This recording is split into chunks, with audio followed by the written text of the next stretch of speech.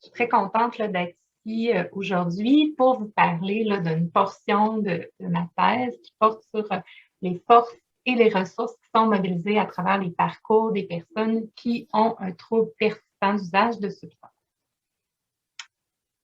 Donc, avant de vous présenter quelques résultats préliminaires, je vous propose de situer très brièvement les notions qui sont rattachées au concept de rétablissement. Donc, d'abord, le concept de rétablissement, c'est un concept qui nous vient du domaine de la santé mentale, mais c'est de plus en plus adopté dans le domaine des dépendances pour venir caractériser la rémission du trouble d'usage de substances. C'est défini comme un processus de changement très personnel où il appartient à chaque personne de venir améliorer sa santé, son bien-être en fonction de ses propres exigences et de là où elle a envie d'aller. Les études qui se sont intéressées au rétablissement du point de vue des personnes qui ont eux-mêmes vécu montrent qu'il s'agit d'un processus qui est non linéaire, dont l'abstinence est un élément important, mais qui n'est pas le seul. Et l'autre point, c'est que le rétablissement, c'est une trajectoire qui est caractérisée par des étapes et des événements marquants.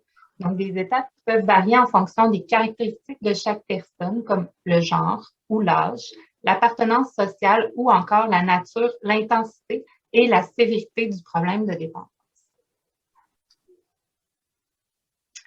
Dans cette idée-là où le rétablissement, c'est un processus, il y a un autre concept très utilisé pour venir expliquer ce qui permet aux personnes de se rétablir. C'est le concept de capital de rétablissement, qui correspond à la somme des ressources qui sont disponibles pour venir aider la personne à progresser dans son parcours de rétablissement. Ça comprend à la fois des ressources sur le plan personnel, comme les qualités, les compétences, les connaissances, mais aussi les ressources matérielles et financières. Ça correspond aussi aux ressources que son réseau social pourrait mettre à sa disposition, comme toutes les formes de soutien qu'il pourrait mettre en place, et aux différentes ressources et aux opportunités qui sont présentes dans son environnement. Le concept de capital de rétablissement il est intéressant parce qu'il nous permet de tenir compte à la fois des caractéristiques d'un individu, mais aussi de celles qui sont présentes dans son contexte ou dans son environnement, ce qui permet d'avoir finalement un point de vue global sur la situation. Le concept de capital de rétablissement, ça nous permet aussi de comprendre pourquoi il y a certaines personnes qui s'en sortent mieux à niveau de sévérité égal. Mais c'est un concept qui a surtout été étudié auprès d'hommes blancs qui n'ont pas utilisé les services pour se rétablir. Donc, le concept de rétablissement est moins étudié auprès des femmes, des populations en situation de plus grande précarité et de ceux qui présentent un trouble d'usage de substances qui est persistant. On a plusieurs données qui nous montrent que pour certaines personnes, le trouble d'usage de substances est un problème qui va persister dans le temps. On a d'abord les données de M. White qui a fait une large recension des écrits qui nous indique que 5 ans après avoir reçu des services, c'est environ la moitié des gens qui ne présentent plus les critères diagnostiques du trouble, ce qui est une très bonne nouvelle. Mais ça veut dire aussi que pour l'autre moitié de cette proportion-là de personnes, le problème continue à persister dans le temps. On a aussi des relevés d'utilisation de services qui nous montrent que pour l'année 2017, aux États-Unis, il y a 66 % des gens qui n'étaient pas à leur première demande d'aide. Et de ce nombre-là, c'est 15 % qui en étaient à leur 5e traitement. Et finalement, on a la méta-analyse de Fleury, de ses collègues, qui nous apprend que pour 35 à 54 % des gens, la durée moyenne des trajectoires de rémission serait de 17 ans. Donc, 17 ans entre la première année où il y a une apparition du problème et la première année où on note une absence de critères diagnostiques.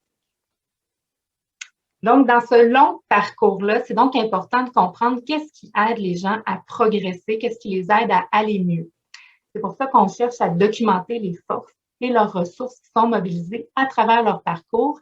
Et aujourd'hui, on va s'intéresser plus particulièrement sur le plan des ressources personnelles.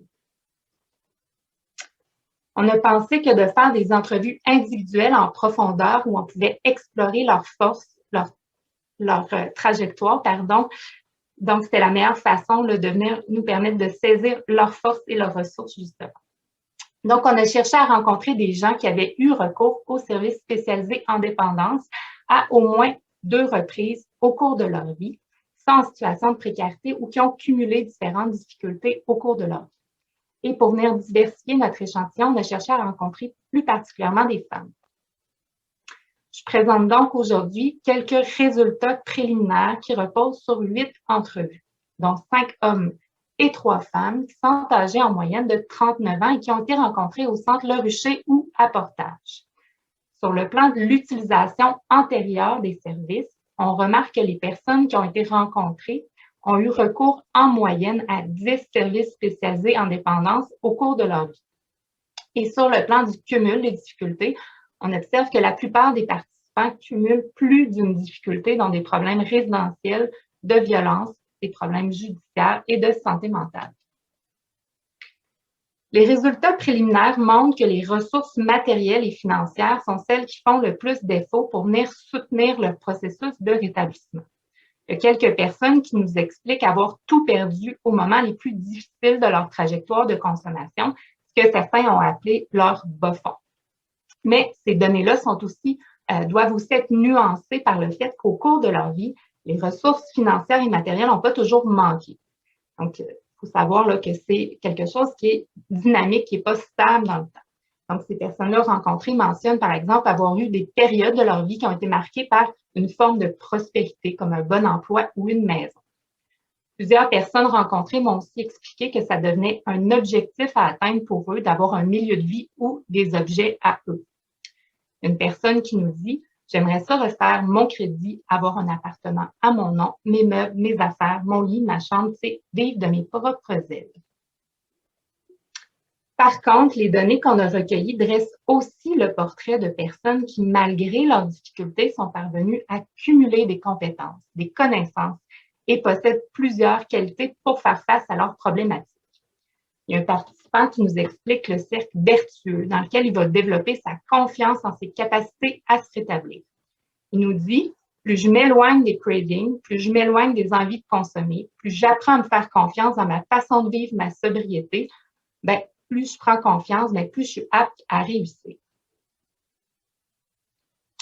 Il y a plusieurs participants qui se rattachent d'ailleurs aux qualités que je viens juste de vous présenter pour se projeter positivement par rapport à leur avenir professionnel.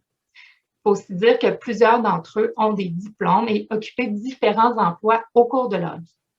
Il y a aussi certains participants rencontrés qui nous ont dit avoir découvert ou pris conscience de leurs forces au cours de l'utilisation de services.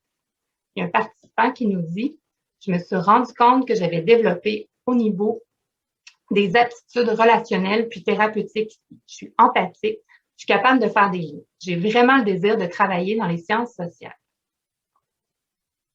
En conclusion, les résultats qu'on a obtenus jusqu'à maintenant dressent le portrait de personnes qui sont capables, des personnes qui ont cumulé des connaissances, qui possèdent plusieurs qualités pour faire face à leurs problématiques. Ce qui vient faire un décalage avec ce qui est généralement rapporté dans la littérature à propos des personnes qui ont une problématique persistante ou chronique, donc qui sont souvent perçues à travers leurs difficultés. Sur le plan clinique, on devrait donc aider ces personnes-là à mieux identifier leurs forces, en les accompagnant dans un travail de réinterprétation, de recadrage de leur vécu pour les amener tranquillement à relire, à percevoir différemment leur parcours, les amener à voir leur succès, à considérer tous les pas qu'ils ont effectués vers un changement, à identifier les forces et les ressources qui ont mobilisé, qui sont en train de mobiliser en ce moment, mais aussi celles qui ont mobilisé pour passer à travers les moments difficiles de la vie. Le deuxième constat important, c'est que de façon générale, les personnes qu'on a rencontrées ont très peu de ressources financières et matérielles pour maintenir leur processus de rétablissement et ça, ce sera un enjeu particulièrement fragilisant pour les femmes. Il y a certains auteurs qui utilisent l'image du château de cartes pour illustrer l'équilibre précaire de leur processus de rétablissement en l'absence de cette forme-là de ressources. C'est un enjeu d'ailleurs qui devrait être pris en considération dans la planification des services, puis à ce niveau-là, le concept de capital de rétablissement pourrait être utilisé pour savoir les types de services qui devraient être préconisés.